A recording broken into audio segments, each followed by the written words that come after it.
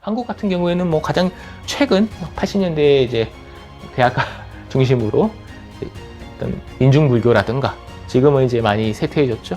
요새 이제 많이 힘을 받는 생태불교. 생태불교는 굉장히 힘을 많이 받습니다. 심지어 불교가 곧 생태주의고 생태주의가 곧 불교다라고 하는 것들이 사람들한테 당연하게 여겨질 정도로까지 왔는데 과연 그런가? 과연 그러한가? 과거의 아란들에게 이 지구가 환경오염으로 더 이상 쓸 수 없는 우주의 쓰레기가 되는 게 문제였을까? 문제였을까? 저는 아니었을 거라고 생각해요. 근데 어느 순간 이게 문제가 우리에게 되고 있고 심지어 불교적 정체성과 강하게 뒤섞이는 현실 속에서 우리는 지금 살고 있습니다.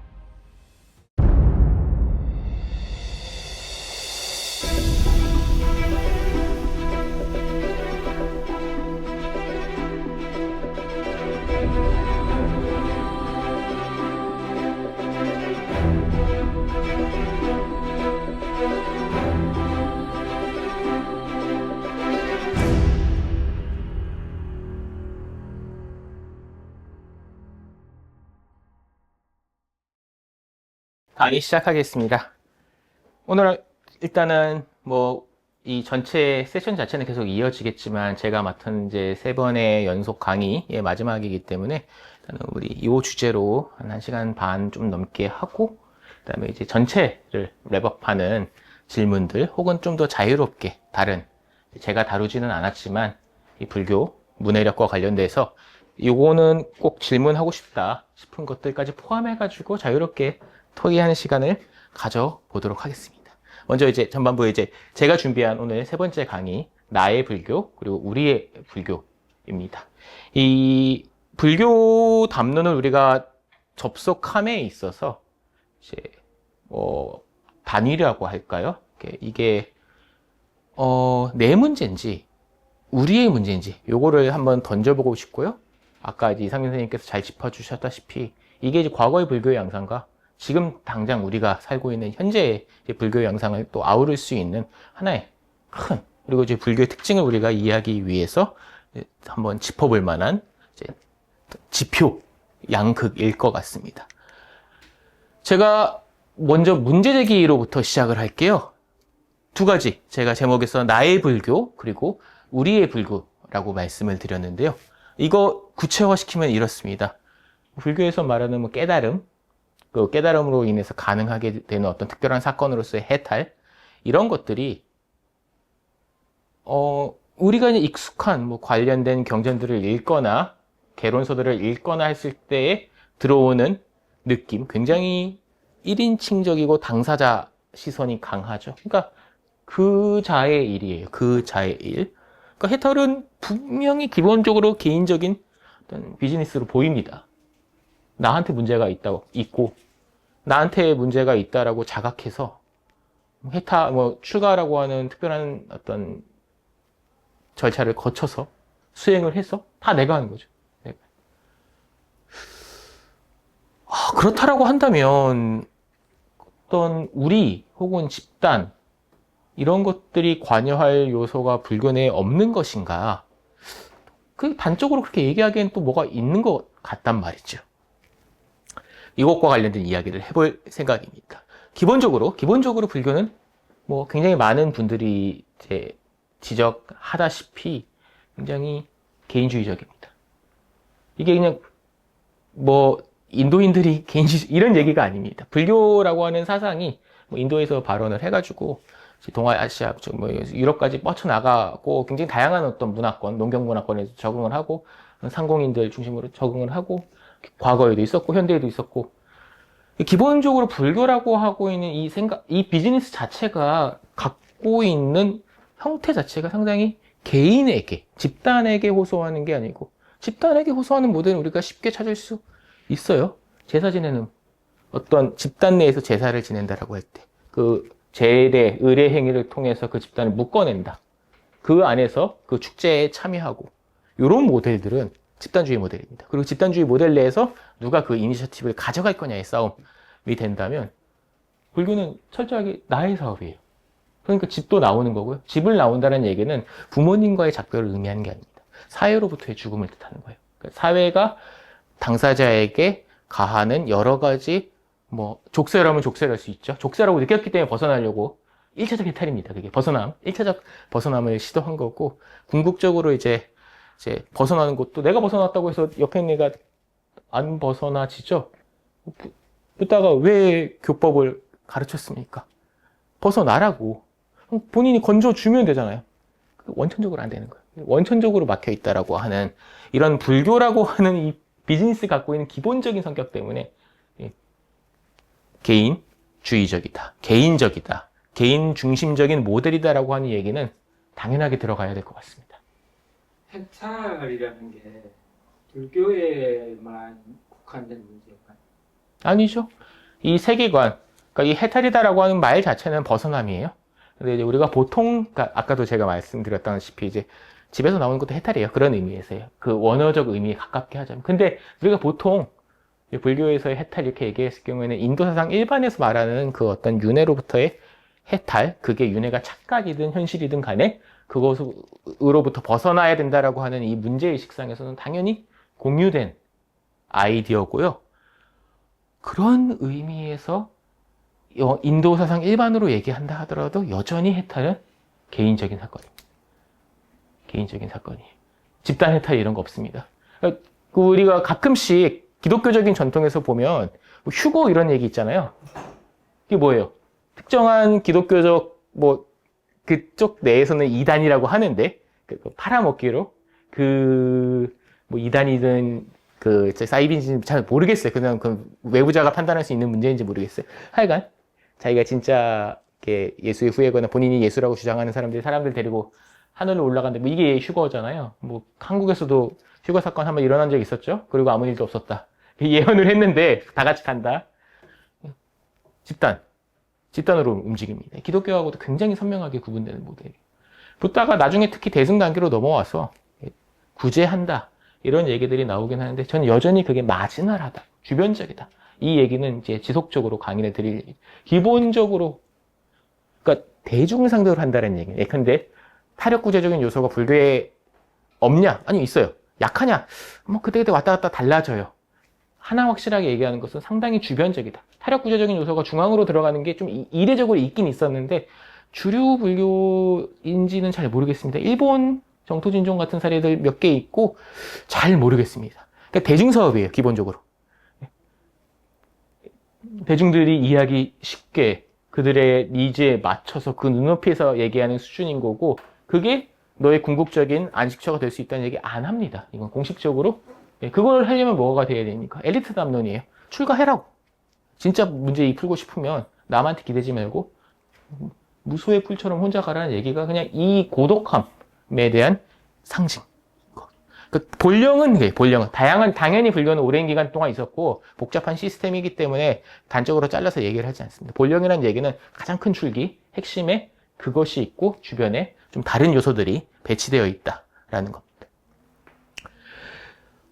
이거는 뭐 그렇기 때문에 우리가 다르게 볼 게 없어요. 그러니까 이 정도를 우리가 뭐 이거를 받아들이는 거는 큰 문제가 아니라 한번 확인을 한 겁니다. 굉장히 개인에 밀착된 개인 중심적인, 그래서 개인주의적인, 그리고 우리가 개인주의라고 하는 말이 흔히 갖고 있는 어떤 통속적인 이해에 따라 심지어 굉장히 이기적으로 비출 수 있는. 우리가 불교 담론에서 출가 담론 출가 내러티브 볼 때 이거 석가모니의 출가 모티브를 반복하는 경향이 있습니다. 석가모니의 출가 모티브의 굉장히 충격적인 장면이 뭡니까? 자식을 보고 자식을 이름을 라훌라라고 지었잖아요. 족쇄인가요? 이게 사회적인 사람이 아니에요. 그 마인드셋 자체가 라훌라라고 부르고 그 길로 떠났는지 좀 더 이렇게 고민하다 떠났는지 우리가 근대 선지식 출가 사례 이런 걸 보면 자식 나온 거 보고 한숨 푹 쉬고 시장 나가서 미역사로 간 줄 알았더니 그대로 이제 절에 올라간 큰 스님들 이야기 모티브가 반복이 되고 있죠. 그 남아있는 사람들 입장 그리고 세속의 입장에서는 이것보다도 이기적인 놈들이 없어요. 진짜 지밖에 모르는 거예요. 그 이해 혹은 오해까지 포함해서 불교가 굉장히 개인주의적이다라고 하는 얘기는 할 수 있을 것 같습니다. 요거 자체는 굉장히 안전한 이야기일 것 같고요. 제가 오늘 뭐 짚어보고 싶은 얘기는 그것들 주변에 좀 집단주의적이다, 사회적이다 할 수 있는 요소들이 전혀 없진 않았고, 당연히 전혀 없진 않았고, 켜켜이 쌓여나가기 시작을 했고, 관련해서 지금 우리가 살고 있는 이 시대, 지금 현대의 불교가 바로 불교의 근대화라고 하는 이름과 함께 바로 이 가장 결정적인 요소 중에 하나가 이 사회적 요소라고 하는 걸 불교 내에 어떻게 가지고 들어올지, 그러면서도 불교라고 주장할 수 있을지 관련돼서 여전히 분투 중에 있다. 이걸 통해서 불교를 한번 돌아보는 작업을 해보자라고 하는 것입니다. 그렇죠? 현대에 이제 특히 진보적, 우리 10년 전에 그래서 뭐 한때 좌파 불교 이런 말이 있었죠. 그거에 해당하는 실체가 있는지 모르겠지만 이제 그 말을 하신 분의 입장에서는 뭔가 이렇게 약간 정치적으로 왼쪽과 오른쪽이 있다면 왼쪽에 있는 애들 관련해서 뭐 이런 게 있었던 것 같다. 본인은 오른쪽 아닌가? 모르겠습니다.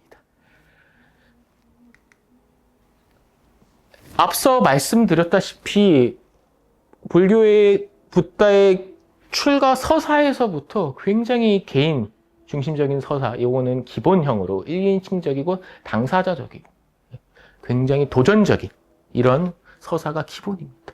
그거 말고도 우리가 불교와 관련된 어떤 기본적인 교리적인 내용들을 조금만 뜯어봐도 이 모델링 자체가 한 개인의 뭐 어카운트의 계좌에 이제 비유될 수 있을 정도로, 제가 저번 시간에 말씀드렸죠.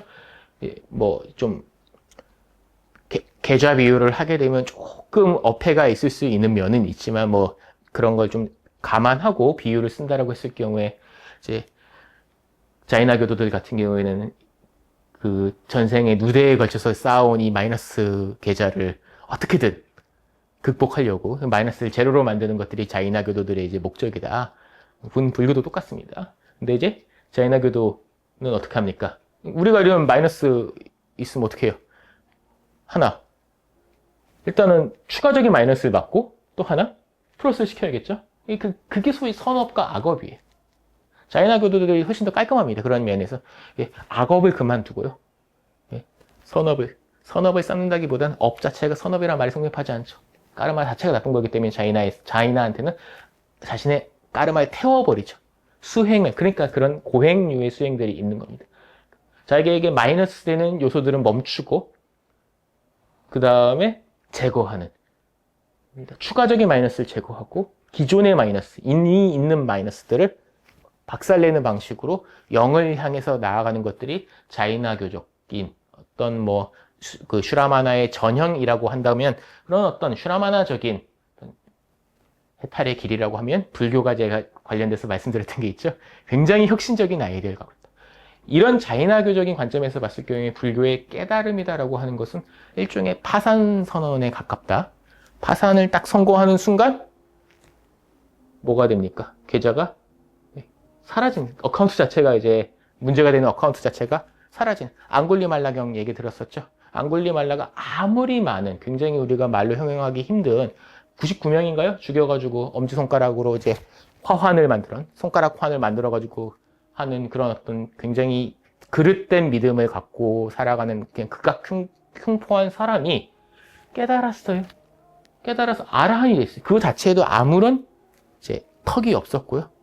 또 한편으로 그렇게 자기가 업을 쌓아놨기 때문에 깨달은 아라한이 되었지만 그 분노한, 복수하고 싶은 군중들에게 맞아 죽는 현상까지도 이루어지는, 따로 가는, 그거는 육체의 소멸이라고 하는 과정을 따로 가는. 자, 어카운트 자체는 털어버릴 수가 있다라고 하는 것들이, 그리고 그것이 어떤 고행이나 이런 것들이 아닌 어떤 인지적 현상에 대한, 진리에 대한 꿰뚫음이다라고 하는 인지적 작용을 통해서 할 수 있다라고 하는 것들이 자이나교와 비교했을 때의 불교의 굉장히 특징적인 상황입니다. 그때 근데 자이나교든 불교든 문제가 되고 있는 그 어카운트 계좌, 그리고 그게 하나씩 메꾸든 아니면 파산 선고를 하든, 파산 선고. 우리는 개인은 파산 신청을 하는 거고, 나이가 들어가지고 치매가 오신 분들이나 계시면 그분 우리 뭐 합니까? 법원 가서 금치산자 신청을 하죠? 그러니까 경제활동을 못하게. 왜냐하면 이분은 정상적인 판단을 못하는 부분이 있기 때문에 보통 그러니까 가족들이나 법정 후견인이 금치산자하고 대신 본인이 대리를 합니다. 그러니까 우리 현실 제도에서는 그러니까 누군가의 어카운트를 내가 이렇게 할 수 있어요. 불교는 그리고 뭐 슈라마나 전통 일반이다라고 하는 것들은 그게 안 된다는 겁니다. 그러니까 너의 계좌는 평생 너를 따라가는 거예요. 현실에서의 현생에서의 내 삶의 느낌, 기억보다도 더 근본적인 나의 정체성을 이루는 것들이 그냥 그 계좌입니다. 끊임없이 행동을 하고 그중엔 악업이 있기 때문에 뭔가 켜켜이 쌓여서 우리의 삶의 이 형태를 조건 짓는 것들이 내가 그걸 기억하든 말건 간에 그냥 무한히 이어져 왔다라고 하는 것들이 윤회적 세계관의 이제 한 켠이라고 한다면 그 윤회적 역사라고 하는 것들, 그 계좌 자체는 각각의 개인에게 고유한 것입니다. 좋은 마음을 품고요. 선업을 쌓을 수도 있죠. 좋은 마음을 품은 건 나예요. 그렇게 해서 선업을 쌓는 것도 납니다. 좋은 판단을 내려요. 판단 자체도 내가 하는 거고요. 그 판단력이 향상됩니다. 향상되는 것도 내 판단력이 향상되는 거예요. 게임의 캐릭터예요. 나는 게임에서 계속 내 캐릭터를 키우는 겁니다. 몬스터를 잡아가지고 경험치를 쌓이는 거는 내 캐릭터의 경험치가 쌓이는 거지 다른 캐릭터의 경험치를 쌓게 하는 게 없어요. 우리가 굉장히 익숙한 불교에서 자업자득이다라고 하는 말도 내가 지은 업이 나에게 되돌아온다라고 하는 기본적인 그게 뭐 현생에서 제가 뭐 지나간 사람 뺨을 때려가지고 저 사람이 제 뺨을 때리면 바로 오는 거죠. 바로 오는 거고 그래가지고 뭐 내생에 가서 심판받고 그에 상응하는 벌을 받든 자업자득 철저하게 관계 맺는 저 사람의 사정도 별로 신경이 없는 거예요. 유형화된 현상인 거지 내가 한 거고요. 저 사람이 어떻게 느꼈고에 크게 상관없이 내가 당하는 거예요. 저 사람이 분노를 하고 후환을 크게 두려워하지 않는 사람이면 나한테 바로 이렇게 자기가 보복을 하겠죠. 그러면 저도 마이너스를 한 거고 저 사람도 마이너스를 한 거고. 우리가 소위 이런 식의 이제 업과 관련된 윤리 측면에서는 좀 참으라 그러죠. 내가 하면 상대방은 참을 수도 있고 안 참을 수도 있어요. 자, 참을 때 이 저스티스 문제는 어떻게 할 거냐? 저놈 지옥 가면 뭐 하느님이 벌을 해주시든 아니면 뭐 이렇게 뭐 연기법의 이치에 따라 뭐 적당한 벌을 받든 그거는 저스티스 문제는 그렇게 해결. 기독교든 불교든 그런 방식으로 해결을 하는데 자 그런 방식에서 불교는 굉장히 자기중심적이다라고 하는 요 아이디어들 틀림이 없습니다. 가장 중요한 것 깨달음이나 해탈이다라고 하는 이 궁극적인 목표다라고 하는 것도 남이 해주면 얼마나 좋겠어요? 우리 대학 입학 시험도 남한테 치게 하고 그렇죠? 남이 세운 공적을 가로채가지고 내 걸로 만들기도 하고 우리가 얼마든지 그런 게 가능한 세계 속에 살고 있는데 이건 안 돼요. 남이 깨달았는데 그 깨달음을 내가 가져올 수가 너무 당연하게 우리가 받아들이고 있는데 이게 뭐길래 이렇게 당연한 건지를 한번 생각을 해보시고 이 세팅 자체가 굉장히 개인의 고독한 활동이다라고 하는 것들 아까 제가 휴거 얘기도 드렸지만 기독교와 관련돼 가지고 이런 비교를 해보면 좋을 것 같습니다. 대속이란 말 아십니까? 대신 갚는다라는 얘기예요. 속이 맞습니다. 방금 말씀하신 것처럼 속죄의 속인데 갚는다는 얘기 기본적으로 빚진 거 갚는 게 속이에요. 뭐 기독교 교리 우리가 뭐 대충 알고 있는 거에 따르면 우리가 뭐 오리지널 시인이라는 게 원죄라는 게 있잖아요. 뭐 이렇게 모르겠어요. 아담과 이브가 했는데 그게 나랑 그거 자체가 불교적인 시각이에요. 그러니까 이런 개인주의적인 시각에서 아담과 이브가 뭘 했든 그게 나랑 뭔 상관이야라고 생각하면 이쪽에 가까우신 거. 이쪽에 가까우신 거고. 그러니까 기독교는 그게 아니란 걸 알 수 있겠죠. 그러니까 조상신이 조상이 죄를 지었으니까 네가 이렇게 제사 지내가지고 풀어라. 그게 나랑 뭔 굉장히 불교적인 라인이십니다. 불교만 그걸 가질 필요는 없는데 불교의 굉장히 코어한 믿음. 대속이다라고 하는 거는 왜 기독교에서, 기독교라고 하는 말은 크리스트교, 크리스트가 그리스도죠.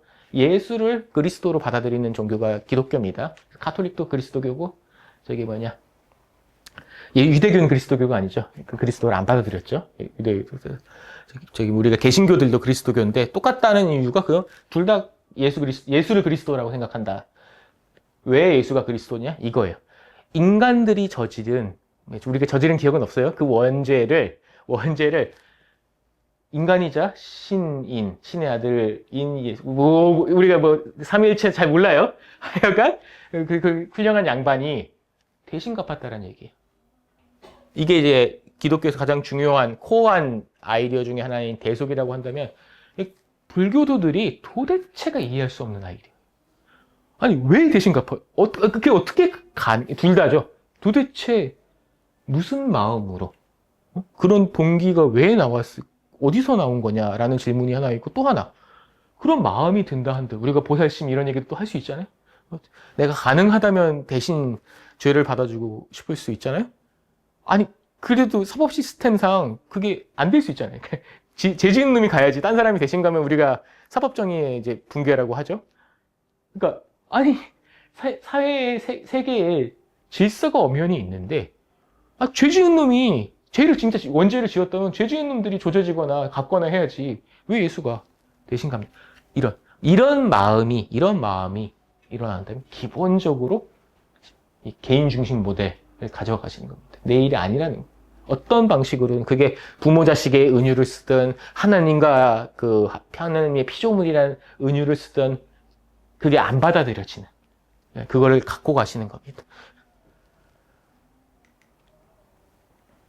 이런 형태의 제가 개인 중심 모델이라고 한번 이름을 붙여봤습니다.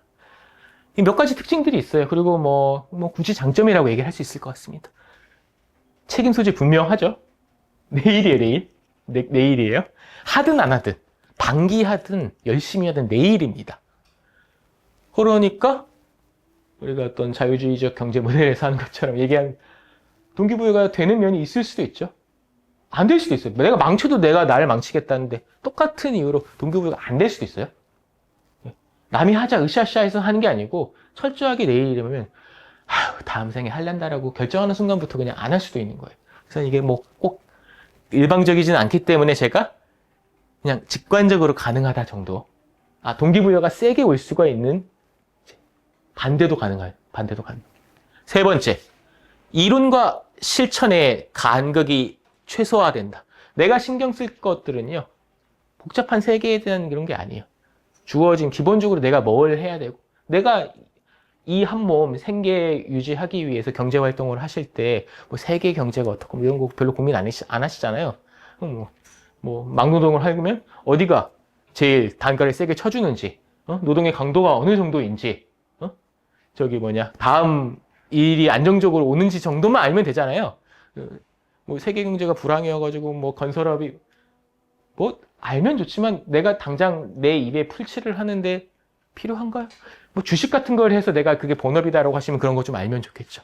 그러면 그거 이상의 알미 필요한가요? 딱 우리가 굉장히 현실적인 도구적인 인간으로서 내가 이 삶을 살아간다라고 하는 개인중심적인 요 시각을 최대한으로 견지한다라고 한다면 사실 그런 것들은 이론이 쓸데없는 말장난이에요. 알아봤자 하등 쓸모가 없고 재밌으면 다행이에요. 돈벌이 하는데 필요한 것만 알고 있으면 돼요. 난 필요한 기술만 갖고 있으면 되고 필요할 정도의 윤리의식과 습관을 갖추고 있으면 돼요. 그리고 열심히 살면 돼요. 그냥. 그리고 살았고 끝이에요. 세상 어떻게 돌아가든지 큰 관심이 없어요. 제가 생계 유지와 관련돼서 비유를 들었지만 깨달음이다라고 하는 프로젝트도 똑같이 은유가 될 수 있습니다. 세상이 어떻게 돌아가든 세계가 대공황이 일어났든 말든 나는 용맹정신 선방에 앉아가지고 수행을 해도 돼요. 아무 문제 없어요. 그러니까 그게 아무런 괴리가 안 느껴지는 세계관입니다.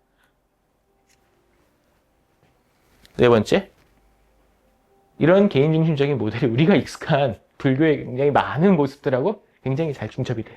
다른 요소들도 좀 있지만 굉장히 제가 코어하자고 강조드리는 우리에게 익숙한 전통적인 불교상에는 굉장히 가깝습니다. 저는 그렇다라고 주장을 하는 거고요.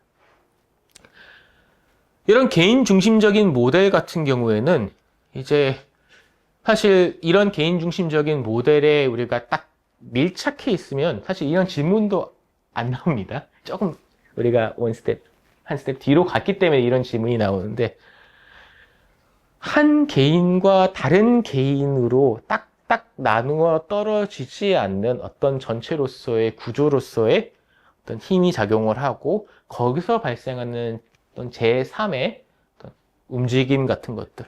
예컨대 뭐 불교에서 고통이 중요하다고 그러는데, 고통이 철저하게 내가 지은 어떤 과거의 업 때문에 발생하는, 내가 그냥 응보로서 받는, 지금 이렇게 이 세가경 속에서는 뭐 잘 상상이 되진 않겠지만 어떤 고통이 있는데 그 고통이 구조적으로 만들어졌다. 예컨대 우리는 지금 그런 세계에 살고 있습니다. 고통인지도 모르겠어요. 세계 경제가 지금 요즘 트럼프가 다른 방향으로 좀 가려고는 하지만 최근 2, 30년 사이에 세계 경제의 큰 흐름은 무엇이었습니까? 글로벌라이제이션, 그 세계화되면서 시장이 하나로 통합이 되고 그 안에서의 물류 자원이, 그거 하면 뭐가 됩니까? 여러 가지 이제 그거에 따른 변화들이 발생을 하는데요. 지금 우리가 경험하고 있는 소위 이제 외국인 혐오라든지, 애초에 외국인을 외국인이 들어왔기 때문에 혐오이고, 외국인 들어왔다고 혐오해요? 외국인이 내 일자리를 뺏는다라는 생각, 실제로 뺏는지 안 뺏는지는 모르겠습니다. 그거는 대부분의 경제 전문가는 뺏는 게 아니라고 그래요. 하지만 내 눈앞에 외국인이 보이고 나한테 일자리가 없어요. 그럼 뺏긴 거예요. 그런 마음들. 이게 내 전생이 지금 업 때문인가요? 이런 우리가 만약에 이런 현실을 보고요, 이런 현실에 대해서 다른 생각을 할 수 있게 되면, 이게 이 자본주의, 세계 자본주의 구조에 의해서 발생되는 거고, 어떻게 잘 개인적으로 피해갈지 뭐 이렇게 생각을 하지만, 내가 그 당사자가 되면 뭐 운이 없구나 이렇게 생각을 하든지, 뭐 이렇게 운동을 하든지. 자, 구조적인 고통을 이 세계관 내에서는 설명하려고 하면 상당히 무리가 따를 수가 있습니다. 억지로 하는 느낌이 들 수가 있어요. 혹은 너무 힘들면 우리가 안 보잖아요. 네, 그런 것들. 구조적 고통 같은 것들을 일괄적으로 보지 않고, 네, 철저하게 개인에게 분할 가능한, 환원 가능한 고통의 원인, 거기에만 침잠할 가능성이 높아집니다. 이럴 경우에는요, 이게 불교 자체의 경향이기 때문에 이게 편향이라고 얘기할 수 있을지도 모르겠어요. 이 어떤 보다 보수적인 입장에 서 있는 분들 입장에서는 편향이 아니에요. 그게 중심이에요. 자, 내면주의, 내 안에서 일어나는 일, 그 다음에 정치 이런 얘기 하지 마라. 탈정치라고 하는, 이제 누군가가 보기에 편향, 그들이 느끼기에는 그게 중도일 수도 있고 그게 본령일 수도 있는 거죠. 자, 이러한 저는 이게 점점 더 커져가고 있다고 생각을 합니다. 한 사람이 어떤 자신의 개인적인 시선 내에서 철저하게 머무는 게 가능했고, 그게 큰 무리가 없던 시절부터 쫙 와서, 자, 우리가 너무나도 서로에게 깊게 운명 공동체가 되어서 이런 구조적인 차원을 어떻게 짚지 않으면, 근데 고통도 거기서 발생을 한다고 한다면 해결해야겠죠. 그 고통도. 이게 수행만으로 되나? 자, 이것도 수행인가? 자, 이런 질문들이 나오게 된다라는 얘기인 거죠. 자, 더 열심히 수행하면 될까요? 투입 대비 산출이 안 나오는 이런 문제도 있지만 원천적으로 안 될 수도 있죠. 자, 이런 것들입니다. 우리가 뭐 이런 복잡한 얘기 떠나서 우리가 지금 살고 있는 이 삶의 현실 속에서 이렇게 감당 안 되는 문제들이 나올 수가 있고, 이 나온 거를 그럼 우리는 어떤 시선에서 접근할 것이냐, 이게 이제 부상된다라고 저는 생각을 합니다. 실록 한 19세기부터요 아시아, 특히 불교가 이제 아시아에 이제 있었던 종교이기 때문에 아시아의 여러 지역에서 이에 반응하는 여러 가지 형태의 운동들이 있었고요. 한국 같은 경우에는 뭐 가장 최근 80년대에 이제 대학가 중심으로 했던 민중불교라든가, 지금은 이제 많이 쇠퇴해졌죠. 요새 이제 많이 힘을 받는 생태불교는 굉장히 힘을 많이 받습니다. 심지어 불교가 곧 생태주의고 생태주의가 곧 불교다라고 하는 것들이 사람들한테 당연하게 여겨질 정도로까지 왔는데, 과연 그런가? 과연 그러한가? 과거의 아란들에게 이 지구가 환경오염으로 더 이상 쓸 수 없는 우주의 쓰레기가 되는 게 문제였을까? 문제였을까? 저는 아니었을 거라고 생각해요.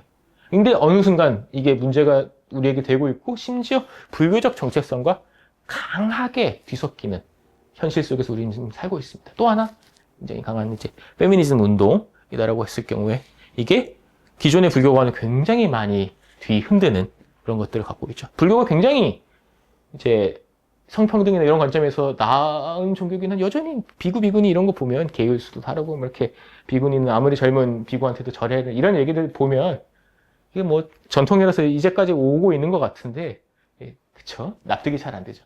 자, 전통인데 그걸 어쩔 거냐 이런 문제들이 옵니다. 여러 차원에서 이거 말고도 훨씬 더 많이 있죠. 이것들을 제가 하나하나 보는 게 아니고요. 하나하나 보는 게 들어가겠다는 게 아니에요. 이것들을 공유하고 있는 관심이 있고 그게 뭐다? 개인 중심 모델이 아니라는 겁니다. 개인 중심 모델이었다면 여성주의 불교 같은 걸 만들 이유가 되게 약해. 열심히 수행을 해서 정말 개인 중심이라면 그 뭐예요? 변성을 해가지고 하든 다음 생에 이제 남자로 태어나든 아니 그것도 아니면 그냥 뚫고 나와가지고 수행을 하든 하면 돼요. 다른 관심입니다. 저는 이걸 이제 사회 중심 모델이라고 부르고 싶고요. 이런 형태의 새로운 시도들이고 당연히 그렇기 때문에 미완의 기획들입니다.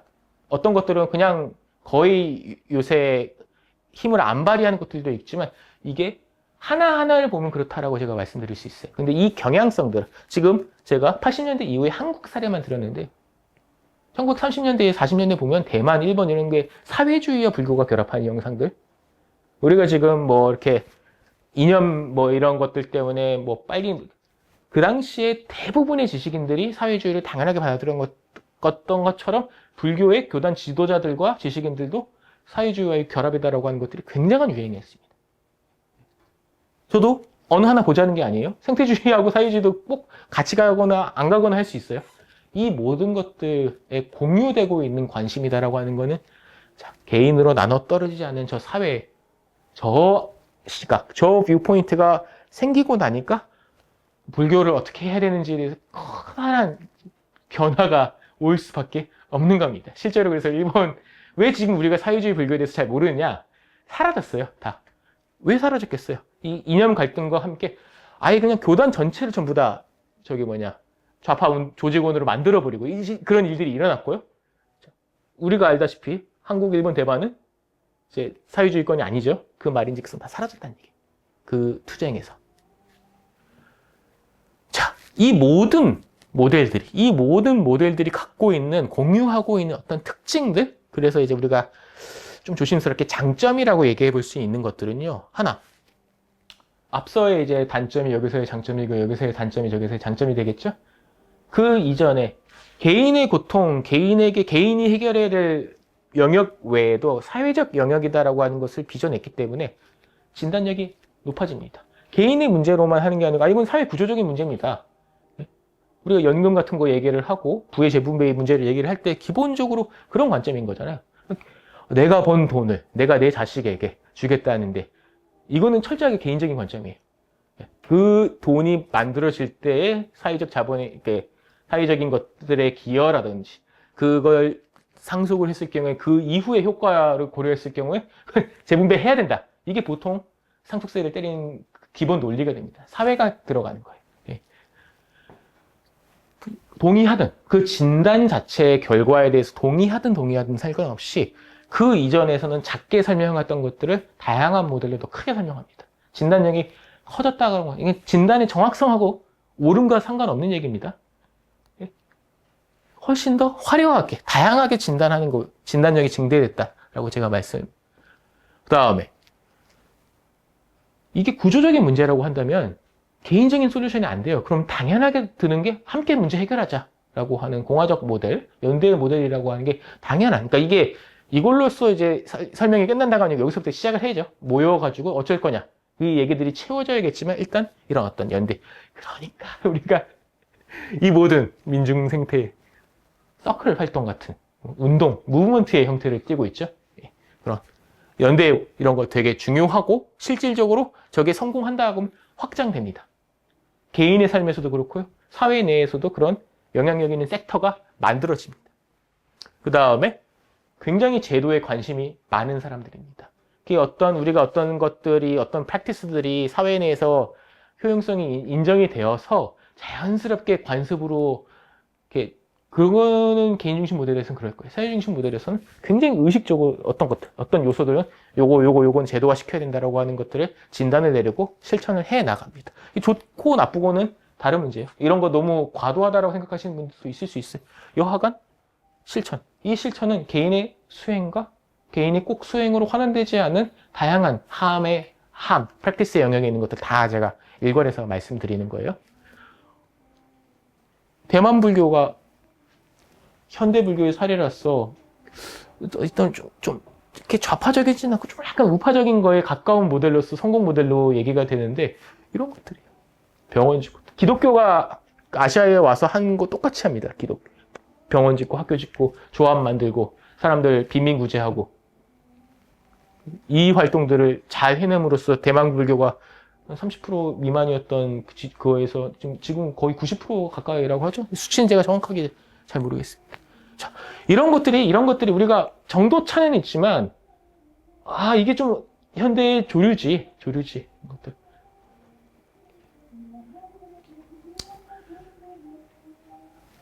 한계는 또 분명하죠. 일단은 우리가 텍스트 상으로 접근하는 불교의 과거상은 분명히 개인중심 모델인 것 같은데 이게 어떻게 지금 이 사회중심 모델이 내세우고 있는 이 그림까지 오는 이 중간에 징검다리들을 놓는 것들이 쉽지가 않다. 이 말은 우리가 불교 사회주의에서 보는 어떤 극단적인 소멸 그 사례가 꼭 극단적인 거고 실제로 뭐 정치에까지 끼어들어가지고 했으니까 그거는 민중불교나 생태불교, 여성주의 불교 내에서 명시적이든 암시적이든 간에 이견들이다라고 하는 게 저게 왜 불교냐? 왜 저 와가지고 저기 운동하는 애들 이상하다? 라는 내부 갈등 요소로서 잠복해 있는 겁니다, 기본적으로. 그래서 이게 이제 어떤 챌린지를 성공할지 말지는 우리가 지금 살고 있는 현실 속에서 좀 지켜봐야 되는 거고 우리가 거기에 대해서 어떻게 개입할지 생각을 해봐야 될 겁니다. 제가 그 다음으로 이제 주목하고 싶은 사안은요. 기본적으로 불교는 굉장히 중심부죠. 코어한 본령은 개인주의적이다. 내가 고통스럽고 내가 고통의 해결 방법을 알고 있고 해냈고 그 다음에 이제 가르쳐 주는 것도 내 해탈을 이렇게 분배하는 게 아니잖아요. 내 해탈의 방법론을 전달하는 거죠. 이 사람도 성취를 받고 그러니까 너도 해봐라. 요 모델 개인 또 개인 개인들과의 그런가? 이게 다인가? 불교 내에서 굉장히 우리가 익숙한 코어한 이 개인주의적인 그림들 외에 어떤 집단적이거나 사회적인 요소로 우리가 볼만한 것들이 있나? 저는 있는 것 같습니다. 그렇게 뚜렷하지는 않고 또 중심적이지도 않지만 엄연히 있고 그게 축적되어 나가는 경향. 그게 또 뭐 무슨 운동의 형태는 아니었던 것 같아요. 상당히 이제 우연적인 것으로 보이지만 최근까지 축적되다가 지금 우리가 이제 어떤 한 임계점에 와 있는 것 같다라고 하는 것이 제 생각입니다. 먼저 이런 것들이 있겠죠? 우리가 불법승 삼보라고 할 때 세 번째 게 쌍가라고 하는 게 스님들의 집단이에요. 스님들의 집단, 그러니까 스님이 뭐예요? 스님은 그 성문제자죠. 그러니까 붓다의 말씀을 믿고 자기 인생을 거신 분들이 스님이죠. 그리고 그 스님들의 공동체를 우리가 승가라고 부릅니다.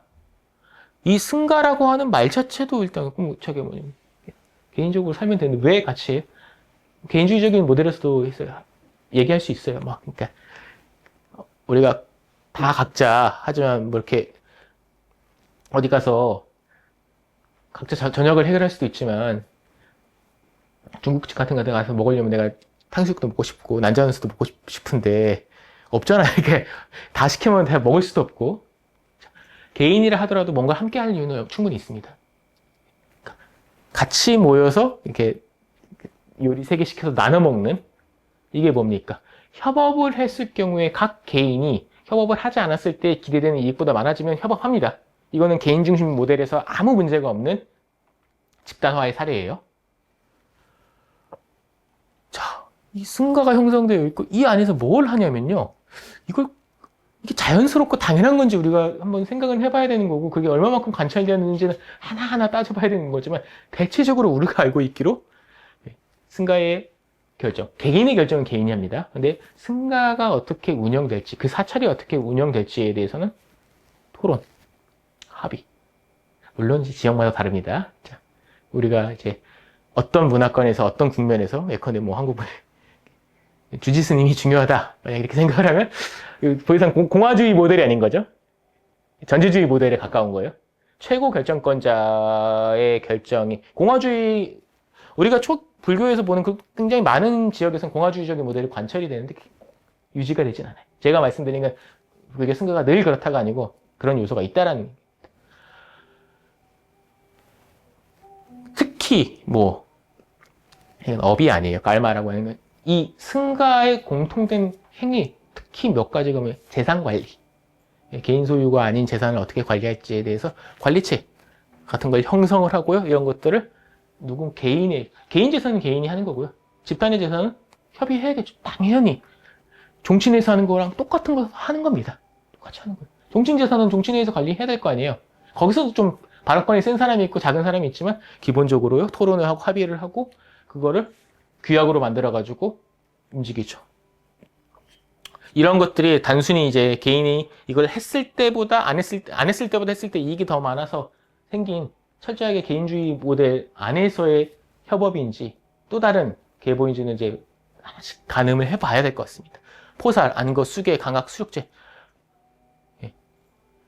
우리가 선방에 앉아가지고 삼매에 드는 것들은 개인적인 활동이지만 이제 굉장히 많은 활동들이 함께 하는 거죠. 집단 수행의 포맷을 기본적으로 갖고 있습니다. 그러니까 제사 문제도 말씀드렸는데 사찰 전답 어떤 뭐 기구들, 뭐 이렇게 죽비 같은 것도 있고 좌구들 굉장히 이제 사찰 안에 다양한 도구들이 있죠. 그런 것들 기본적으로 승가에 귀속이 되고요. 이런 것들 어떻게 관리할지 문제. 이거 남방에는 이제 이런 아이들이 있어요. 이게 또 얼마나 관찰되느냐 이런 거 따져봐야 돼요. 따져봐야 되는 거고 이게 바지 아니냐 당연히 합당한 의심이고 실제로 많이 그렇습니다. 이념적으로 이런 영역에 설정되어 있다. 재가집사라고 부를 수 있는 영역. 원칙적으로 화폐 거래는 안 돼요. 원칙적으로 개유상 안 돼요. 안 돼. 그러면 뭐 우리가 자이나교에서 보았던 그런 요소들이 있는 거예요. 자이나교에서는 뭐야? 자이나 수행자가 가면 이제 따라다니면서 이렇게 심지어 물도 이렇게 끓여주잖아요. 그게 뭐예요? 물이 살아있는 존재라고 자이나교 왜 그런지 모르겠어요. 자이나 사람들은 물이 살아있다고 생각을 해요. 그러니까 물을 안 마시면 죽잖아요. 그 물을 마셔야 되는데 살아있는 걸 어떻게 먹어요? 살생이잖아요. 그 대신 죽여주는 거예요. 자이나 수행원들은 그런 것까지 비슷한 거예요. 계율상 이게 돈은 더러운 거니까 돈을 만지면 안 돼요. 화폐. 근데 화폐 사찰 운영은 누가 하나? 그렇죠? 해야겠죠? 대리. 더러운 거 대신 만져주는 사람이. 실질적으로 승려는 이게 보기에 따라서는 바지고 보기에 따라서는 불리고 실제로 그랬을 겁니다. 둘 다 왔다 갔다 하는 다양한 스펙트럼을 형성했을 것으로 보입니다.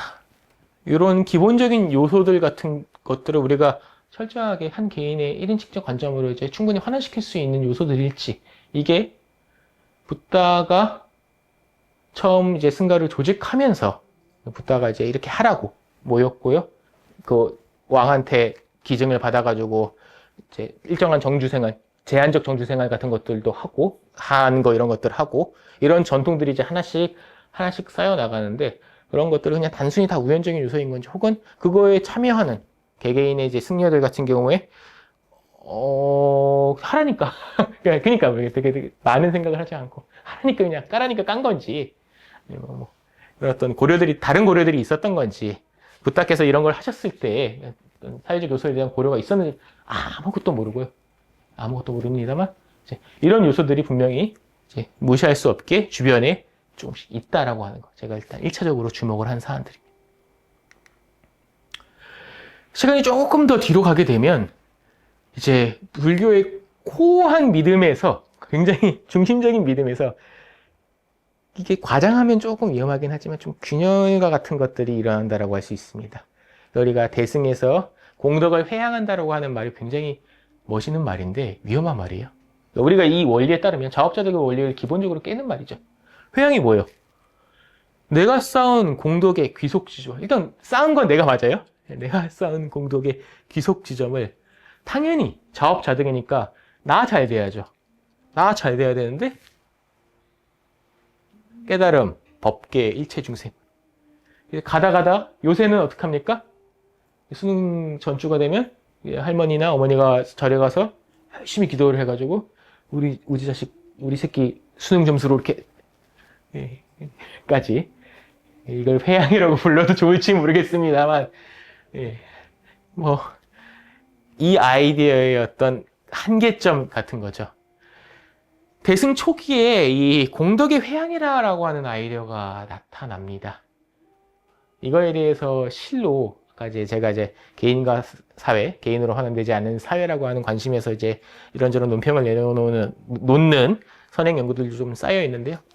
대충 초기 경전에는 팔천손 반야경이나 화엄경, 보현, 회원품 이런 데 읽다 보면 이런 방식의 자업자득의 천일조하게 1인칭 그 사람에게 귀속되어야 된다는 이 원리를 흔들 수 있는 잠재력을 가진 새로운 사상 요소가 등장을 합니다. 다 추측이에요. 이런 거 왜 했냐. 대중적인 수요다. 느낌이 오시죠? 아니, 나는 됐고요. 내 새끼한테 좀. 예, 그쵸? 대중적 수요다. 뭐 그게 유일한 설명인지 모르겠어요. 어떤 사회적 요소에 대한 고려일 수도 있고요. 여러 가지가 있을 수 있는데, 이 정황에 대한 기록이 남아있지 않기 때문에 우리에게 남아있는 건 그냥 이런 회항의 경향들이 커진다라고 하는 문헌적인 편린들밖에 없기 때문에 상당히 많은 것들이 추측 영역에 남아있습니다만 큰 변화인 거죠. 큰 변화들이 이유는 알 수 없지만 일어나고 있는 것들이. 또 대승 초기에 보기 시작하면 재미있는 수희라고 하는 아누모다나 따를 숫자에다가 기쁠 희자예요. 그러니까 내가 기뻐서 기쁜 게 아니고요. 네가 기뻐서 내가 기쁜 거예요. 그래서 얘가 이렇게 내 친구가 혹은 이렇게 대표 보살이 경전에 보면 이렇게 깨닫잖아요. 깨닫서 막 환희에 이렇게 개성 같은 거 읽고 막 그러죠. 그러면 그 이전에서는 그냥 다들 가만히 있었어요. 근데 특정한 대승 경전 단계로 오게 되면 전염이 얘도 좋아해요, 갑자기. 깨달아서 좋아하는 게 아니에요. 얘는 깨달아서 좋아하는데 갑자기 옆에 있는 애가 좋아하고 그걸 보고 또 좋아하고 이런 어떤 무슨 확산적 모델? 이 좋음이 그 자체로 좋은 거고 또 다른 어떤 동기부여의 어떤 시발점이 된다면 굉장한 창조 경제 모델입니다. 그 이전에는 없었던 엄청난 확산 모델이에요. 저 지금 추적하고 있는데 굉장히 재미있는 현상입니다. 이게 아마 이 회양의 아이디어와 쌍으로 같이 묶어가지고 보자면 굉장히 유의미한 인도 내에서 보이는 대승의 사회에 대한 어떤 시선 관련돼가지고 재미있는 어떤 편린듯. 하지만 이 얘기를 너무 강조해서는 안 될 것 같아. 강조해서. 그러니까 이게 일반적인 원칙으로서 늘상 있는 사건으로서 당연해지는 게 아니고 그냥 이런 것들이 특별한 사건으로서 처리되고 있는 것 같아요. 그러면 여전히 기존의 개인 중심 모델은 있고요. 약간의 예외 사례거나 특수한 사례로 주변에서 작동을 하는 것으로 보입니다. 하지만 균열의 싹은 이미 주어져 있는 것 같아요. 한번 이렇게 길은 나게 된 것 같아요. 또 하나, 다음 강의에서 이상민 선생님께서 많이 하셔야겠지만, 우리가 합당하게 의심해 볼 수 있는 불교가 여러 지역으로 갔지만 특히 동아시아라고 하는 상대적으로 문명 수준이 높았던 지역에 봤을 때 그 불교가 들어오고 했던 가장 많은 이야기가 남아있고 실제로 이렇게 좌충우돌을 하는 스토리가 남아있는 건 동아시아. 굉장히 재미있는. 티벳, 동남아 다른 지역들은 이게 조금 이렇게 문명차별적일 수도 있지만 그 스토리가 되게 적어요. 그러니까 큰 저항이 없었거나 그거를 다 덮어버릴 정도로 불교가 강한 주도적인 세력이었던 것 같아요. 불교가 한번 들어가서 한 번에 이겼거나 한 번에 이기진 않더라도 싸그리, 그러니까 비불교적인 요소들이 우리가 작은 흔적으로만 찾을 수 있게끔 티벳이나 동남아는 그런데 동아시아는요 처음 불교 들어올 때부터 우리 주희나 그 정도전 불시잡변 이런 거 읽어보면 얘네들은 윤회를 믿고 이상한 애들을 그런 얘기들 지속적인 저항과 투쟁 불협화음들이 동아시아에서는 있었죠. 불교 당연히 그러니까 뭔가가 동아시아에 와서 뭔가가 일어났을 거다라는 생각은 합리적이에요. 근데 그게 뭐냐? 그건 잘 모르겠어요. 우리가 되게 조심스럽게 중국인들은 현세적이고 저는 이런 얘기들 다 기본적으로 이상한 소리라고 생각을 해요. 중국인들도 현세적인 사람도 있고 아닌 사람도 있어요. 그런 것들이 이제 작용을 했다 이런 얘기는 너무 마음 편한 설명인 거고 그런 학술적인 설명이 아닙니다. 뭔가가 있을 것 같고 예를 들어서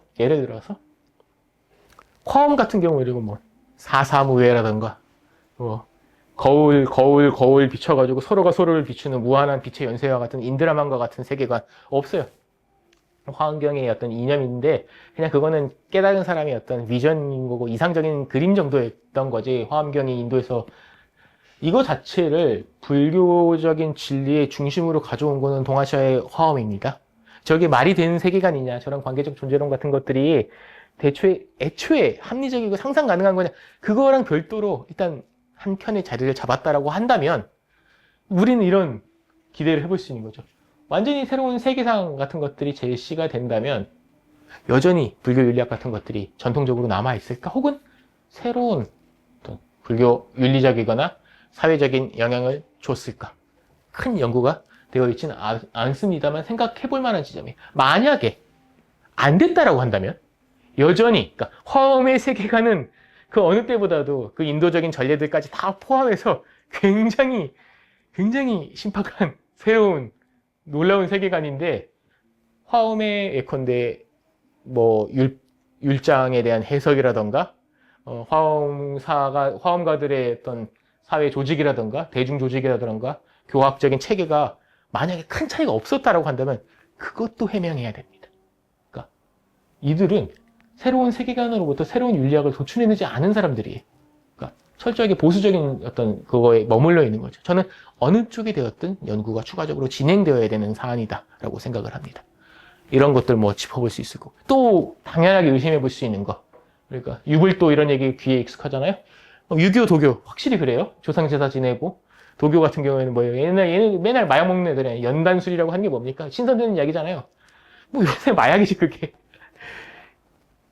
근데 같이 모여가지고 하는 얘네들을 제사 지내는 거 보면 집단에게 귀속되는 제사들 같은 게 있어요. 개인에게 귀속되는 게. 이런 집단 중심성이 더 강한 토착 문화.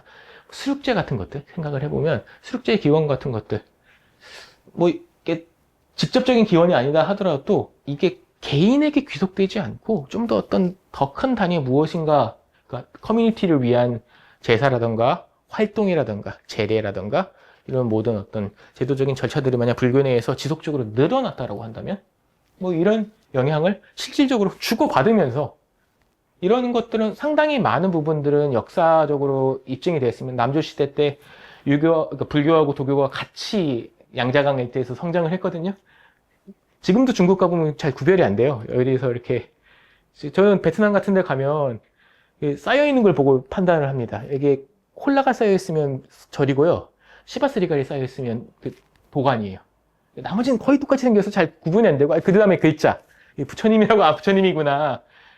물론 눈이 더 좋은 사람들은 더 이제 상징문들 보면서 근데 그게 왜 그러냐면 유럽에서 성당 뺏어서 모스크가 되고 똑같아요. 도관이었던 데가 뺏은 것도 아니고요. 폐업 처리하면 돈가스집 폐업하고 나면 다른 집이 들어올 수 있지만 숯불갈비 집이 들어올 수 있지만 고로케 집이 들어올 수 있죠. 고로케 집이 들어온 이유가 뭡니까? 장비 그대로 쓸 수 있잖아요. 치킨집이 들어오면 장비 그대로 쓸 수 있잖아요. 불교 도교가 좀 그런 관계에 굉장히 오랫동안 있었습니다. 조직 관리 방식이라던가 그 대사회적인 호족들과 어떻게 관계를 맺는지에 대한 양상이라던가 그런 것들부터 아마도 사상적인 면까지 우리가 하나씩 따져봐야 되겠지만 이미 상당 부분 역사학자들의 설명에 따르면 공진화를 했다. 불교와 도교는 중국 남조 시대부터 공진화를 했다. 그렇다라고 한다면 이런 어떤 의례라든가 어떤 기본적인 세계 중심, 세계를 바라보는 모델이라 이런 것들 합리적으로 우리가 추정해 볼 수 있을 겁니다. 그 다음에 이제 인도에 저게 없었는지 잘 모르겠어요. 기록이 없어서 몰라요. 하지만 동아시아에 오게 되면 굉장히 분명하게 단월, 거사, 신사, 뭐 일본의 탕카 뭐 이런 것, 제가 집단들 혹은 제가죠, 유력한 제가죠. 제가도 다 똑같은 제가 아닙니다. 가가지고 저기 주말마다 절에 가서 10,000원씩 내는 제가자랑 뭐 이렇게 홍라이 여사랑 다르죠? 제가 그 통칭하는 거예요. 통칭 중에서 제가라고 했을 때 이걸 얘기할 때랑 이걸 얘기할 때 달라지는 거죠. 우리가 생각하는 중국 불교의 전계에서 칙천무라던가 거대한 제가 자죠. 그건 아예 따로 떼서 권력자라고 이름 붙일 수도 있는데 그런 것들이 인도에도 아마 있었을 거예요. 근데 우리가 몰라요. 근데 동아시아는 굉장히 분명히 보입니다. 그런 것들을 우리가 추적할 수가 있겠고요. 그래서 이게 뭐 동아시아화라기보다는 동아시아에서 확인되는 요소 정도가 될 텐데, 자, 이런 부분에서 기존의 개인 중심 모델을 조금 희석시키거나 변화시키거나 좀 흔드는 요소들은 다분히 있습니다. 제가 여기서 말씀드리고 싶은 건 이게 맞다 이게 아니고 너무 많아요. 그러니까 하나하나 다 연구를 해봐야 되는 거고 종합적인 평가를 내려봐야 되는 사안이지만 의심되는 사람들이 너무 많아요. 그러니까 그럴 거라고 믿어지는 사람들이 너무 많아요. 그리고 나서 우리가 가장 큰 이제 충격적인 사건이라고 하는 게 최근 200년 사이에 일어나진, 그리고 이제 현대 한국은 이제 거의 끝까지 온 것 같아요. 할 것까지 거의 다 한 것 같습니다. 근데 식민 그리고 탈식민 이 충격으로 인해서 고통이 이제 식민도 문제지만 탈식민도 문제입니다. 이게 우리가 탈식민의 성공 사례이기 때문에 문제라고 생각을 하지 않습니다. 지금 전 세계의 많은 사람들은 한국이 과거 제국주의 국가였다고 생각을 해요. 과거에 제국주의 국가가 아닌데 지금 이렇게 잘 사는 게 말이 안 된다라고 생각을 하거든요. 우리가 이례적인 사례예요. 그러니까 이제 우리 경험을 너무 이렇게 당연하게 생각하면 안 되고 대부분의 식민지 경험을 겪었던 국가들은 똑같습니다. 우리는 다른 나라들의 사례를 보자면 일본의 종속경제여야 돼요. 그래야 말이 돼요. 뭐 아프리카의 수단도 그렇고요. 뭐 베트남도 그렇고 다 그래요. 다 그런데 우리가 조금 일본 사람들보다 평균 GDP도 이상한 현상이 일어나고 있는 거지, 한국이.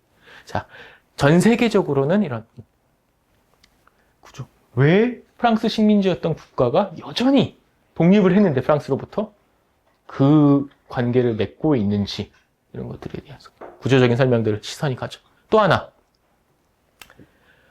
19세기 이래 이것도 역시 이게 만들어진 건지 아니면 우리가 관찰하게 된 건지, 이것도 저도 잘 정확하게 이걸 어떻게 개념화해야 될지는 모르겠습니다만 굉장히 분명한 것은 종교, 사회, 모든 영역 내에서 대중이라고 하는 집단이 생겨났습니다. 이게 유럽에서 내셔널리즘 얘기를 하면서 얘기를 하는데 아시아가 그렇게 늦는 것 같지 않아요. 우리가 내셔널리즘을 수입하고 어쩌고 이런 것들은 말의 수입은 늦는 것 같은데 그거에 상응하는 현상은 빠른 것 같아요.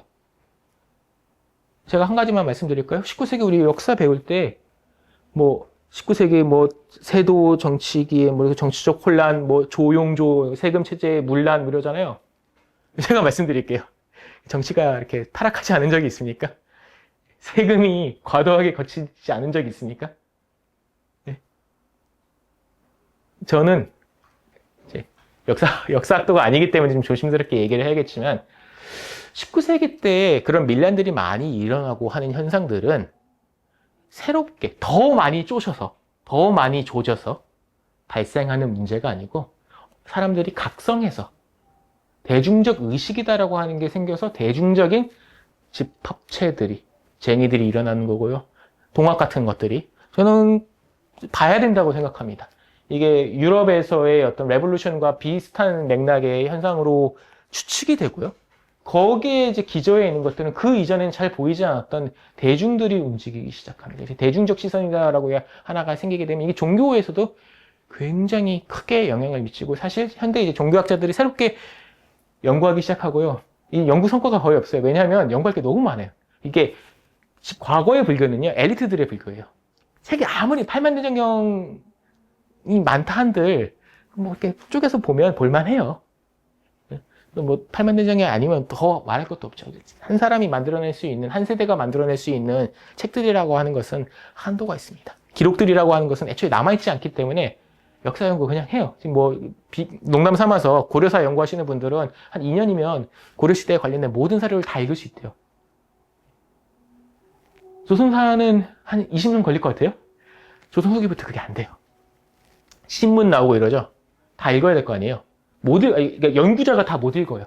그러니까 뭐 AI로 연구하고 이런 얘기가 나오는데, 연구 성과가 없는 이유 중에 하나가 연구할 게 너무 많고, 이걸 어떻게 우리가 기존의 사료공과는 양적, 질적 성격이 달라진 것들, 우리가 지금 살아가고 있는 이 현실도 그렇습니다. 우리는 끊임없이 뭔가를 만들어내고 있고요. 100년 뒤, 200년 뒤에 인간들이 이걸 이제 역사화해야 될 텐데, 골치 아플 겁니다. 우리도 그러니까 골치 아프고. 대중의 부상 다음으로 제가 짚고 싶었던 세 번째 것들은요, 동양과 서양이 만났잖아요. 동양과 서양이 만나면서 특히 이게 좀 일방적이긴 한데, 우리가 서세동점 이렇게 뭐 동도서기 이렇게 얘기하는, 과연 동도냐 서기냐, 이제 서도, 우리가 말하는 수없이 많은 언어들, 굉장히 서양적인 언어들입니다. 한국이 근대화에 성공했다라고 하는 것들은 여러 측면에서 얘기될 수 있지만, 우리의 의식 수준 차원에서 상당 부분 유럽화됐다라고 하는 것. 선생님들 잘 모르시겠으면 자식들을 한번 보세요. 애들 보세요. 유럽인들이에요. MZ들이 요새 얘기하는 것들, 애들이 버릇이 없고 이런 게 아니고 그냥 유럽 사람이라고 생각하시면 편해요. 그걸 내면화한 거예요. 자, 글로벌 담론에서 예컨대 생태주의라던가, 아니 뭐 그 전에 저기 19세기부터 뭐였습니까? 사회주의, 뭐 자본주의는 그런 이념이 있었는지도 모르겠어요. 사회주의자들의 극성이니까 자본주의 이렇게 이념을 만든 것 같고, 자본주의는 그냥 세력이었죠. 사회주의, 무슨 뭐 여성주의, 이런 어떤 큰 어떤 사회적이고 지성적인 운동들이 있을 때 그것들이 오면서 기존에 있던 우리의 프랙티스들, 새로운 프랙티스를 만들기도 하지만 기존의 프랙티스들의 언어를 부여하기도 합니다. 이런 형식의 재해석. 불교에도 예컨대 자유주의가 있는데 한국에 들어왔을 때, 공화주의가 있는 어떤 정치적인 이념들, 또 기독교와 같은 다른 종교들의 이념들, 보편 종교에 대해 또 내셔널리즘과 같은 요소들이 들어왔을 때, 불교는 그 하나하나랑 대결하든지 뭔가를 해야 됩니다. 상호작용을 해야 돼. 근데 우리가 좀 일방적이에요. 그러니까 재해석 압력이 계속 지속되면서 뭔가를 해야 되는 에너지가 축적되는 거죠. 그러니까 이제 불교라고 하는 게 제가 간단치 않다라고 이제 이 강좌에서 계속 말씀드렸고, 이 강좌 자체가 불교라고 하는 이 한 마디에 담겨져 있는 굉장히 많은 다양한 사상적, 그다음에 문화적, 제도적 요소들, 계기들이 있습니다. 거기다가 여기 우리 근대가 들어오면서 대포만 맞는 게 아니에요. 사상의 폭탄들을 맞았단 말이에요. 민주주의를 할 건지, 의회를 구성할 건지, 세금제 어떻게 할 건지, 경제라고 하는 관념이 옛날 사람들한테 있었을까요? 우리한테는 지금 제일 중요한 말이 경제인데, 19세기, 18세기 보세요. 사료 보세요. 신료들이 경제 얘기 안 해요. 그 사람들이 지 이익만 생각해서가 아니고 그런 관념이 없어요. 유럽 애들도 16세기 글 읽어보면 경제에 대한 생각이 없어요. 생각이 없는 거예요. 그냥 나쁜 게 아니고 생각이 없는 거예요. 어느 순간부터 경제가 어떻고, 이걸 이렇게 국민 경제가 어떻고, 화폐를 어떻게 해야 되고, 이런 얘기들이 들어옵니다. 그런 것들, 기존의 것들도 이만큼 있고요, 새로운 것들도 이만큼 있어요. 확 쌓여버려가지고. 그래서 우리가 지금 현재 처한 불교라고 하는 것이 깔끔하게 만약에 보인다면, 우리에게 희망이 섞인 환상입니다. 이것들 고려하면 정말 복잡하게 짝이 없는 것들이, 불교 자체도 어려워 죽겠는데, 전통적인 어떤 우리가 이해하고자 하는 원형적인 불교 자체도 복잡한데, 현실적인 층위들 같은 것들이 켜켜이 쌓여 있어서 정말 난맥상입니다. 자, 그러니까 우리가 불교적 정체성을 그래서 어떻게 가져갈 것인가에 대해서 뭐 여러 가지 제안들이 있을 수 있습니다. 뭐 여성주의 불교 같은 경우에는 이제 굉장히 전복적으로 그런 그 여성주의 시선에 맞춰가지고 불교를 이제 혁신시키려고 하는 시도들이, 당연히 그러면 그거에 대한 반대급부도 있겠죠. 다양한 시도들이 있을 수 있는데, 저는 조금 뭐 누군가에게 마음에 들진 않겠지만 속도 조절을 하면서 온건한 제안을 몇 가지는 해보고 싶은데요. 하나는 이제 일단은 삼법인과의 합치. 꼭 삼법인 필요는 없는데 삼법인이 제일 제가 좋게 느껴진 게 이제 무상고, 재행무상 제법 그거잖아요. 불교 삼법인의 뜻이 뭡니까? 어떤 이제 사상적 요소 같은 것인데 이게 불교와 불교 아닌 것을 가르는 이제 어떤 표지 같은 거죠. 딱 이게 얘가 불교냐? 이게 어떤 무당집에 갔는데 이렇게 보살 그림도 있고 머리도 뭐 승복 같은 것도 있고 했는데 불교냐라고 했을 때 재행무상이냐? 제법 무하냐? 일체개고냐? 무당집에서 별로 그런 게 이제 잘 감지가 안 돼요. 아무리 뭐 보살님이 어쩌고 뭐 이렇게 불교 아닌 것 같다 이렇게 얘기할 수 있겠죠. 그런 것들. 왜 하필 삼법인이냐? 저게 가장 우리가 뭐 그래서 불교의 핵심 교리가 뭐고 이러면 싸워요. 근데 전통적으로 가장 많이 저기로 수렴되어 왔고 저걸 취한다고 해서 크게 위험하지 안전한 제안을 하는 겁니다. 삼법인 자체의 역사성도 있습니다. 그건 이제 이상민 선생님이 조금 취급해 주실 텐데 그건 그거고 우리가 지금 굉장히 다양한 불교들이 있어요. 한국에서도 뭐 남방 불교도 있고요.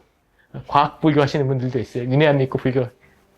삼법인은 받아들이지 않는가 이런 생각. 그래서 이런 것들 출발점으로 공유점으로 한번 짚고 넘어갈 수 있을 거고 또 하나가 청정성의 인연 같은 것은 우리가 좀 유지하면 좋겠다. 계율 정신의 일부이기도 한데 불교 도거나 혹은 불교에 대해서 깊은 관심이 있는 부분, 예컨대 혐오 스피치 같은 것들 하면 개에 어긋나죠? 구업을 짓는 거죠. 예를 들어서 이런 것들은 기본적으로 우리가 기초 계율들에 대한 존중, 특히 이제 청정성을 이제 위배할 것 같은 것들은 좀 안 하는 게 좋고 그런 것들은 좀 멀리하는 그런 것들 자꾸 부추기는 극주하든 구구든 그런 것들 좀 부추기는 제 경향이 있죠. 그 다음에 해악 최소의 원칙. 우리가 잘 어떻게 하는 게 좋은지 모르겠어요. 이게 사업할 때 마인드예요. 크게 던지고 크게 먹을 수도 있는 건데 공통의 과업 같은 경우에는 그게 쉽지 않아요.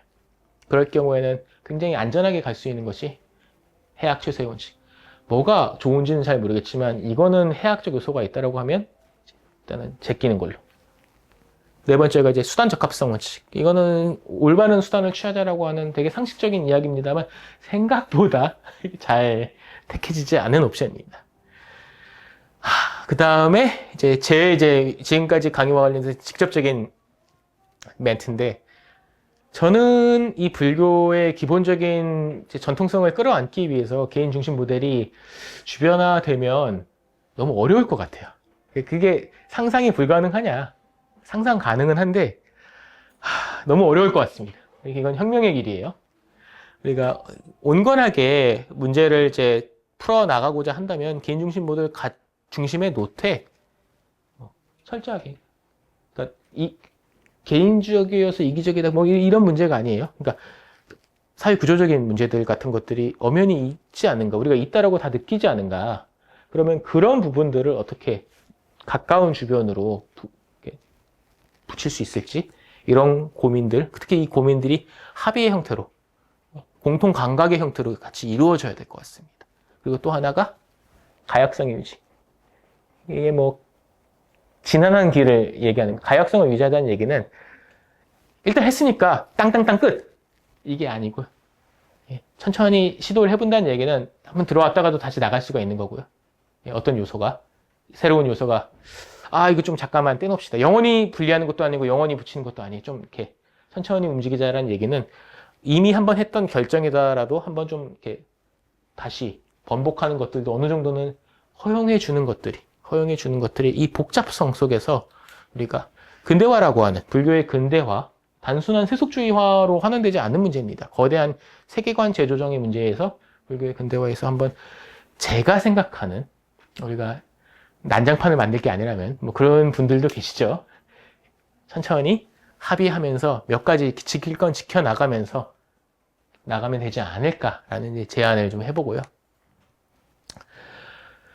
관련해서 뭐 제 방법을 한마디로 요약을 하자면 이제 방법적 보수주의 같은 거예요. 뭐 보수주의자의 결론을 가져간다는 게 아니고 하는 스타일이 보수주의. 스타일이 보수적이고 결과는 굉장히 급진주의자일 수 있습니다. 예, 그거는 배제하지 않는 거죠. 방법적 보수주의, 과정적 보수주의, 절차적 보수주의 같은 거예요. 이런 것들을 깔아놓는 거는 우리가 변화하지 말자가 아니고 실질적으로 저변에서의 많은 변화들이 필요하다라고 저는 느낍니다. 다양한 주체로부터. 다양한 주체라는 얘기는 우리 각각의 개인이 될 수도 있고 사찰이 될 수도 있고 스님들도 스님 개인과 스님 집단은 다르죠. 또 조계종 다르고요. 또 조계종 내에서 무슨 뭐 이렇게 뭐 예컨대 실상사 같은 경우에는 인드라망 이런 사례들. 사찰? 도법 스님 몇몇 커뮤니티 네트워크들이죠. 뭐 이렇게 딱 나눠 떨어지지 않은 지금은 그게 이제 한 덩어리로 이루어져 있는데 그런 단위 같은 것도 있을 수가 있고 다양한 단위의 주체로부터 다양한 실험적 도전들이 필요하고요. 왜냐면 우리가 정답이 뭔지 모르니까 딱 청사진이 그래서 그대로 가면 참 좋겠는데 그거 아무도 모릅니다. 그렇다고 한다면 이제 그것들이 다 있는 상태 속에서 그것들을 아우를 수 있는 이제 안정성은 방법적으로 확보를 하자라고 하는 거고 당분간은 이제 모두스 비벤디로 간다. 우리의 삶이다라고 하는 것들이 아주 만족스러운 깔끔한 그림이 아닐 수 있다. 이게 외교 용어로서의 타협이에요. 전쟁을 하고 치고받으면 이제 휴전을 하고 휴전선에 그어야 되잖아요. 근데 이쪽 주장 다르고 이쪽 주장 다르면 다시 전쟁하는 거예요. 전쟁을 맞추려면요. 마음에 안 들더라도 심지어 양쪽이 마음에 안 들더라도 어디든가에 그어야겠죠. 모두스 비벤디를 우리가 마인드의 한쪽에 가져 나가면서 우리의 현재의 불교를 변화시켜 나간 이건 불가능해. 지금 이 압력 조건 속에서 깔끔하게 정돈되어 있는 불교가 딱 내 눈앞에 떨어지면 좋겠지만 그렇지 않습니다. 개별적인 사상으로서도 그렇고요. 조직으로서도 그렇고요.